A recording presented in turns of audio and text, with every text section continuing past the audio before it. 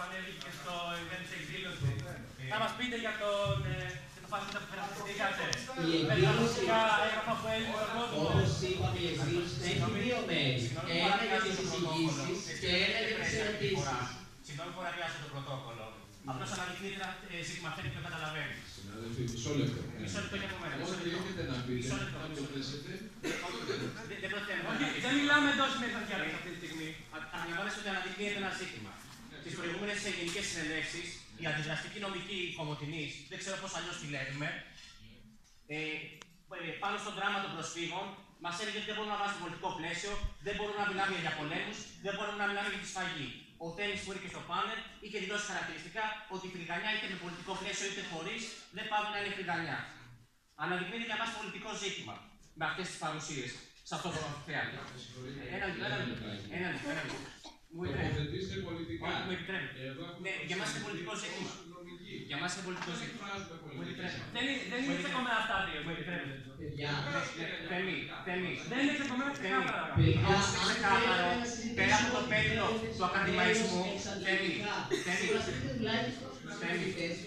Οι οποίοι έχουν έρθει να ακούσουν. Δεν είναι κανένας ανώτερος από τη σχόλια. Είναι ξεκάθαρο ότι πέρα από το πέπλο του ακαδημαϊκού έχετε πολιτική τοποθέτηση.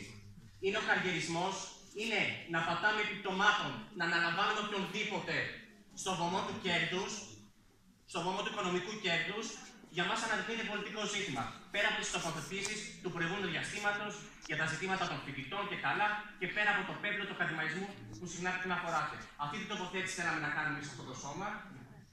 Στο γραφείο του κ. Κουμουλίδου πραγματικά μπορεί να γραφτεί τον οποιοδήποτε φασίστα, τον οποιοδήποτε ποινικό, το οποίο θα κάνει ό,τι θέλει. Αλλά αυτή τη στιγμή το θετικό κίνημα είναι ξεκάθαρα τοποθέτηση.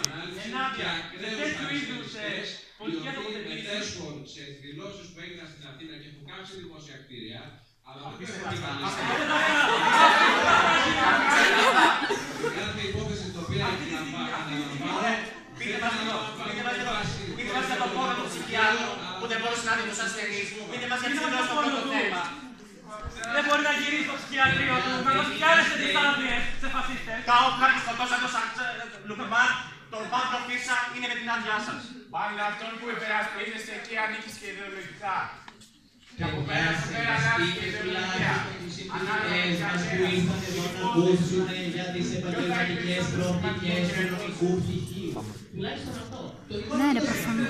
Και αυτό το οποίο νεοφιλελευθερισμό είναι άτομο το οποίο δεν νοιάζει για τίποτα άλλο πέρα από τη δουλειά του. Αυτό έχει να πείτε.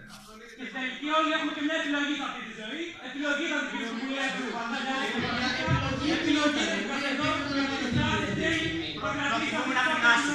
Προτιμούμε να πεινάσουμε.